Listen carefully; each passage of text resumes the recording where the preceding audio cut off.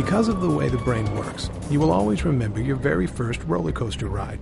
Storing these new experiences is one of the brain's main jobs. In fact, your brain creates a mental blueprint of every new experience you have. A blueprint for any new touch is stored in one part of the brain. A blueprint for any new sound in a different part. And a blueprint for any new sight in still another part. But as powerful as that first roller coaster ride was, it can't compete with the lingering effects of your brain's earliest experiences. Although you have no conscious memory of this part of your childhood, it is these very first experiences that literally become the building blocks for your whole life. Unlike other organs, the brain is undeveloped at birth, and it is waiting for experiences to shape how it will develop. The amazing thing about the human brain is that the younger you are, the more sponge-like your brain is, which is the reason that children in 3 years can learn language, can learn to walk, can do all kinds of incredible things. But the very same biological sponginess that allows us to rapidly acquire language is also the same sponginess that makes young children more vulnerable to trauma than older children. We have the opportunity to do police ride-alongs to a domestic violence situation, and so this was actually the first call I ever rode along. It was dinner time, and they were having spaghetti for dinner. It was dripping down the walls, the kitchen table was overturned, and we had 3 children in the household. Looking at this whole situation at the time, we said, no evidence of physical harm, the kids are fine.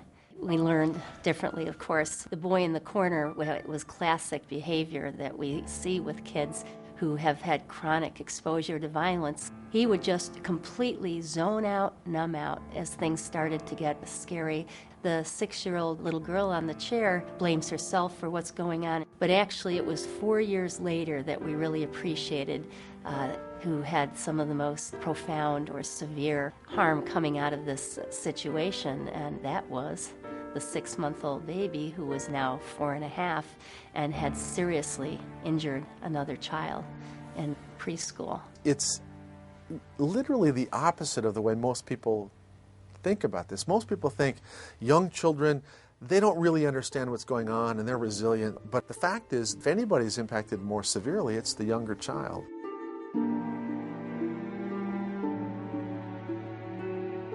The brain is put together like building blocks in a sense. Those first blocks that go together are the more primitive area, the survival brain. The brain develops from the bottom to the top and from the inside out, so that the normal development of the top part of the brain depends upon healthy development of lower parts of the brain. The top part of the brain, where you do all of your thinking, is the part of the brain that is most changeable, easiest to modify. But unfortunately, if a child has developmental experiences of threat and exposure to domestic violence, the lower parts of the brain will be impacted and they're harder to change as they get older. He was never physically abusive, but he was verbally abusive. There was lots and lots of screaming in front of the kids, berating, putting me down, and they pretty much heard it all. Children exposed to domestic violence, children who witness their parents fighting, literally are experiencing a state of fear. And when this happens, the systems in your brain that are involved in thinking at the top part of your brain are literally shut down. It changes the brains of these children. My son has seen and heard a lot of the violent outbursts. He was experiencing night terrors, and that was probably his way of dealing with it, because in his waking state, he didn't know how to articulate at 2.5 years old. So it was coming through, when he was asleep. When kids are chronically stressed, one of the problems that we see is difficulty in attachment, in bonding, because they're so focused on survival. It's hard for them to reach out and connect with others. My oldest boy went through a stage where he would bully his younger brother and seemingly laugh in glee. He was not remorseful or had no empathy that he could actually make someone cry. Many phone calls of him being disruptive in the classroom. He was a very bright kid, but that's when I knew that he was heading toward trouble.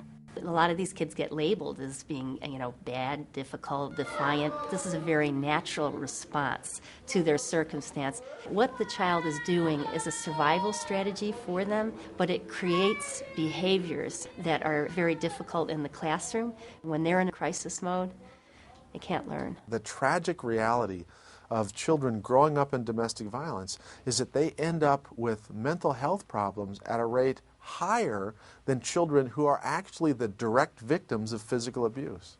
My mother was a victim of domestic violence. My father was an alcoholic, a drug user, and it's just a cocktail for a bad living environment for children. My brother, he looked like he was crying on his way home. Me not knowing, I was just a careless little 6-year-old, seeing him climb up to my mom's medicine cabinet. I asked him what he was doing. And he boldly said, I'm killing myself. 8-year-olds don't talk like that. The first person I got to call was my best friend's mom. By the time she came down to our apartment, he had a butcher knife in his hand. He was just cutting himself all over his body. And I was just bawling, just crying. There was nothing I could do to help. My brother was crying. He didn't want to be there. He was trying to run out.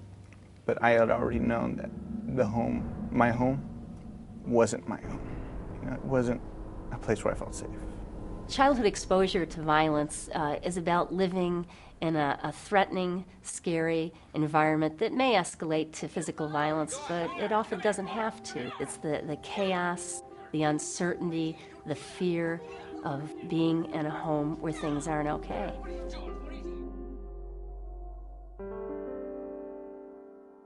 Very interesting talking about the roller coaster because that's what we hear from adult survivors who are in violent households and also the children.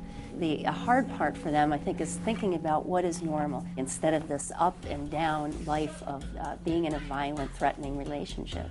Growing up in my home, there were 6 children. My mother and father, unfortunately, fought like cats and dogs. As a result of that, 2 of my brothers ended up being batterers. I have 2 sisters. Even today, they date men that batter them. Exposure to violence is a lifetime legacy. We see that adults who have had negative childhood experiences often have coping behaviors that can be unhealthy. That certainly has huge effects on how one is going to parent. It's really important for parents to understand that their internal state, whether it's calm or whether it's alert engagement, or whether it's frustration and anger, or whether it's sadness, depression, the baby absorbs these internal states. I have been in the moment with that sense of helplessness and hopelessness and stress and anxiety and rage. It really damages the brains of small children to be under a constant level of stress and anxiety. Every day I hope that I haven't damaged my kid in any way. They need to see from you as a parent how to deal with stressful situations in an appropriate manner. Being rational, not resorting to violence to deal with situations. Your children are going to learn how to deal with stress from you. Luckily, my older son is verbal enough and is old enough now that we have conversations about how did it make you feel when that was going on? Was that scary for you? Yeah, and validating that. The biggest thing that helps children exposed to violence is to be able to talk about their feelings, get those critical messages. It's not your fault. Any conflict, I'm able now to stop before I add to it. I'm able to step away rather than trying to solve it at that moment in a state of heightened anger. Just try not to go through it alone. If you have a strong support system, and know what avenues you have available to you, in case you do need to get out. I was glad that we got help when we did. One of the great things about brain science that we've learned is till the day you die, you have the ability to add new neurons in your brain, that the brain is more like skin in the sense that it can rewire and heal itself in the most important area, the cortex. We have the capacity to heal and do better. The biggest thing we can do for kids exposed to violence is how many healthy adults can they connect to. I did a lot of my childhood in other people's homes, so I saw what positive relationships were about. I saw my friends were normal. They didn't have the rage I had. Seeing parents that were together, that showed affection. Home dinners where everybody sat together. Those are the things that I realized were important. And instead of being envious, I incorporated it into my life. I wanted to be a part of that. I know school is what made a difference for me. The teachers, the attention I got, letting me know that I could be somebody and I could do something. In fact, my oldest son, his teachers, all 6 of them were very instrumental in coming forward and providing him support when he needed. They allowed him to be homeschooled to give him time to heal. The hardest part about being a parent now is trying to be different than how my parents raised me. Am I being a good father? What do I need to do to help you feel safe in your home? That's the part, the brain development part, that I think we want him to know what normal is for us. And normal is having people who support you and who love you and who want to take care of you. And that we want that to be his normal life. It's one of those pay me now or pay me later. And the truth is, children who are good at self-regulation, good at self-soothing, don't cry very much, and end up being, if you will, successful, are children who have had incredibly attentive early caregiving, which some people, unfortunately, think of as spoiling. It's exactly the opposite. Rather than spoiling the newborn, what you're doing is you are building in healthy self-regulation. So those are the things that I want to create an environment for my baby where he gets the benefit of what I've learned from all these experts and also other parents. And believe me, they're experts too. The most important thing that parents need to understand is that the brain of their child will become exactly what the child was exposed to. If you want your child to be kind, then you have to be kind to your child. If you want your child to be good at self-regulation and not lose their temper, you have to not lose your temper. And that's the beauty of the human brain. It is a mirror to the child's developmental experience.